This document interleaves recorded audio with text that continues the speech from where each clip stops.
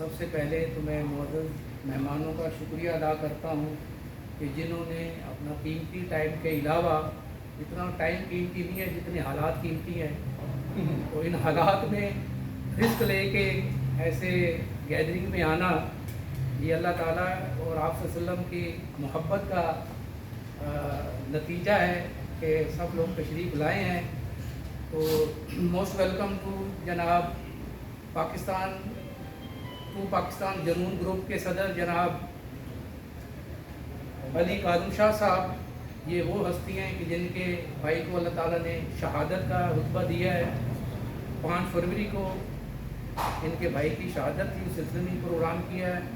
उसके बाद बहुत ज़्यादा मोस्ट वेलकम टू PTI के जनाब हसीब भट्ट साहब जो हैं, इनका नाम हसीब बाटा, लेकिन हमें तो ये हसीन नज़र आते हैं तो इन्हें हसीब एंड हसीन भट्ट साहब कहना चाहिए।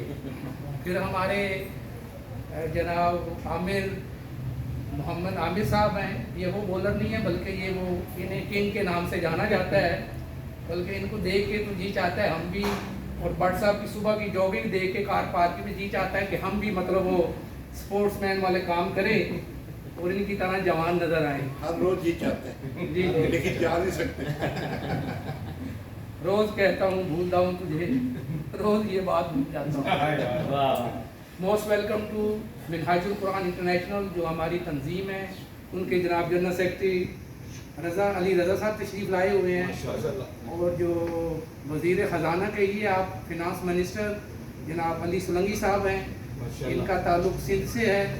तो जैसे इनका चेहरा देखें, सिंधी टोपी देखते हैं तो क़ायद-ए-आज़म रहमतुल्लाह अलैह का ख्याल आता है, और उनका कराची और सिंध याद आता है। फिर हमारे आफ्ताब साहब हैं, फिर कोहिनूर टेलीविज़न के जनाब समर इकबाल साहब हैं, और पूरी आप जनाब मिनहाजुल कुरान एशिया कौंसिल के क़िबला सलीम कादी साहब तशरीफ़ लाए हुए हैं, और पूरे मलेशिया की जान जिनके सर पर जो है 3 इस्लामी मुल्कों का पग और झंडे हैं, देख के दिल खुश हो जाता है। 3 मुल्कों के जो लीडर हैं उन्हें देख कर तो दिल बाग बाग हो जाता है। तो आप लोगों का और तमाम हमारे वो दूसरे तशरीफ़ लाए हुए हैं, सबका शुक्रिया अदा करता हूँ। मेन सवाल तो ये पैदा होता है कि हमें क्या ज़रूरत पड़ गई है शेखुल इस्लाम की सालगिरह मनाने की। एक मजहबी स्कॉलर हैं और 90% तो लोगों का मजहबी स्कॉलर का सालगिरह मनाना ही बड़ा अजीब सा लगता है कि ये क्या हो गया। तो इनकी सालगिरह जो आपकी मनाई जा रही है, क्यों मनाई जा रही है? वैसे तो हर कोई अपनी मनाता है, लेकिन इस लेवल पे ये पूरी आज दुनिया के 96 से ज़्यादा मुल्कों में सालगिरह मनाई जा रही है, और कई मुखालिफ ऐसे होंगे कि इनकी ज़ियाफ़त के लिए बकरे की कुर्बानियाँ दी जाएंगी। ज़ियाफ़त जो है बकरों को ज़िबा करके किया जाएगा। तो इनके कारनामों पर रोशनी डालेंगे तो फिर हमें पता चलेगा कि हम क्यों ये सालगिरह इनकी मना रहे हैं। ये जितने आप जवान लोग बैठे हुए हैं, आप तो खुश नसीब हैं, आपने वो ज़माना नहीं देखा। आपने वो ज़माना नहीं देखा। ये सैयद ग़ुलाम अब्बास तशरीफ़ लाए हुए हैं, क़िबला सलीम कादी साहब हैं, इनका भी बहुत ज़्यादा शुक्रिया आपका और दोस्तों का भी, जो जिनकी उम्र 50 साल से ऊपर है, उन्होंने ये ज़माना देखा है। वो ज़माना क्या है? आपको एक मिसाल देता हूँ कि एक तस्वीर होती थी 12 सिंगे की, उसको 9 कुत्ते जो हैं उसको नोच रहे हैं। पुरानी तस्वीर है, अब तो शायद बड़ी कम नजर है। वो बेचारा मजबूर हो के छुड़ा नहीं पा रहा। जब क़िबला शेखुल इस्लाम पाकिस्तान के उफ़क़ पर उभरे, इसके निज़ाम को तब्दील करने के लिए उभरे, तो इनकी मुखालफत इतनी हाई लेवल पे हुई कि आपको क्या बताएं। जिस तरह क़ायद-ए-आज़म मोहम्मद अली जिन्नाह को काफ़िर आज़म कहते थे, इलामा इकबाल पर भी कुफर के फतवे लगे, और क़िबला शेखुल इस्लाम पर तो फिर कई ही लगे। कोई शायद एक आधा या चंद पीरों फ़कीरों की गदियाँ जो थी, उनके अलावा सब ने कुफर के फतवे लगाए। आप अगर तीनों हस्तियों को चेक करें, इलामा इकबाल रहमतुल्लाह अलैह भी कानून पढ़े हुए, محمد علی جناح قانون پڑھے ہوئے، قبلہ شیخ الاسلام بھی قانون پڑھے ہوئے۔ ویسے مزیدار کی بات بتا دوں، کسی نے گاندھی سے کہا، کسی نے قائد اعظم رحمۃ اللہ علیہ سے کہا کہ آپ سے بڑے تو گاندھی لیڈر ہیں۔ انہوں نے کہا بھی ہوں گے بڑے، میں کب کہتا ہوں، پر کیسے؟ کہنے لگے جی وہ تو 2-3 دفعہ جیلوں میں گئے ہیں اپنی قوم کے لیے۔ فرمایا جیلوں میں جانا یہ علامت ہے کہ بڑے لیڈر ہیں؟ جیلوں میں تو جاتے ہی کرمنل لوگ ہیں، جاتے ہی کرمنل لوگ ہیں۔ تو میں نے قانون پڑھا ہوا ہے، میں نے کوئی جرم نہیں کیا، لہذا مجھے کوئی پکڑ بھی نہیں سکتا۔ اچھا وہ زمانے کی بات ہو رہی تھی کہ آپ نے خوش نصیب ہے کہ آپ نے وہ زمانہ پا لیا، امن ہے، سکون ہے، فرقہ واریت کا آپ کو اتنا نشان نظر نہیں آتا۔ 2012 میں دیکھیں تو دہشت گردی کا عالم یہ تھا کہ اپنے گھروں سے کرونا سے بھی زیادہ ڈر لگتا تھا گھر سے باہر جانے کے لیے، اور گھر والے بیویاں بیٹیاں مائیں بہنیں دیکھتی تھی کہ پتہ نہیں واپس بھی آئیں گے یا نہیں آئیں گے۔ یہ 2012 اور اس کے رین کی بات ہے۔ سالگرہ اس لیے بھی منائی جا رہی ہے کہ دہشت گردی جو لوگوں نے دینی مذہبی لباس پہنے ہوئے تھے، قبلہ شیخ الاسلام نے ان کے چہروں پر لباس جو نقاب تھے وہ کھینچ ڈالے۔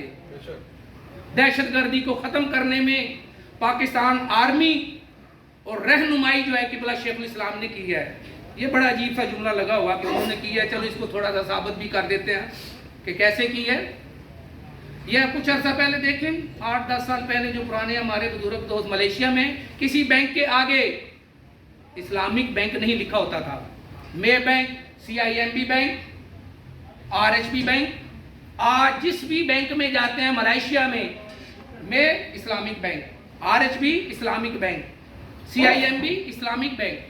تو یہ کہاں سے انہوں نے لے لیا؟ قبلہ شیخ الاسلام نے ڈیٹ ٹائم کی گورنمنٹ کو چیلنج کیا تھا، گورنمنٹ نے کہا تھا کہ سود کے بغیر کوئی بینک نہیں چل سکتا، تو شیخ الاسلام نے اس زمانے میں کتاب بھی لکھی اور خطاب بھی کیا کہ دنیا کے اکانومسٹ بلائیں، میرے سامنے بٹھائیں، میں اکیلا بیٹھوں گا، آپ جتنے جی چاہیں بیٹھیں، کراس کویسچن کریں، اور میں اس کو ثابت کروں گا without interest bank can be رن۔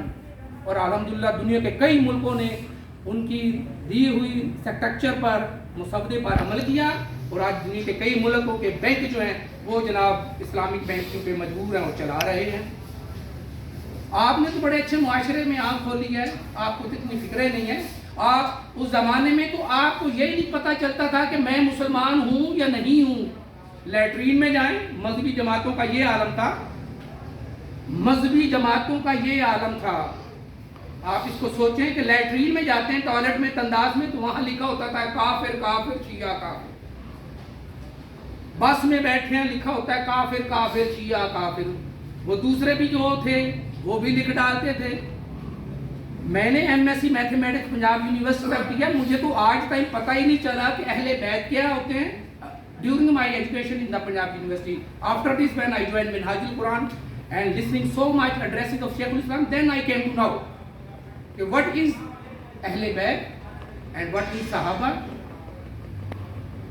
انہوں نے وہ چکے لکھ کے رکھا ہوتا تھا، آپ نے دیکھا ہوگا اسکولوں کا جو کہ وہ لکھا ہوتا تھا، بندے کو سمجھ نہیں آتی تھی میں کون ہوں۔ تو قبلہ شیخ الاسلام نے آ کر جس طرح دہشت گردی کے نقاب اتارے، اسی طرح یہ مذہبی جماعتوں نے جو ہر وہ کیا ایک نیا چہرہ سجا لیتے ہیں لوگ، انہوں نے پھر ان کے اتارے۔